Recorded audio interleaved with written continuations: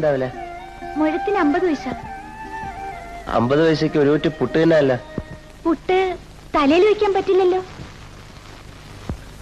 എന്ത് വിലക്ക് കൊടുക്കുന്നു പറ. 40 പൈസക്ക് വേണേ തരാം. മുഴത്തിന് 4 വെച്ച് കൊടുക്കും. ഇല്ല, 30 പൈസക്ക് വേണേ തരാം. വേണോ?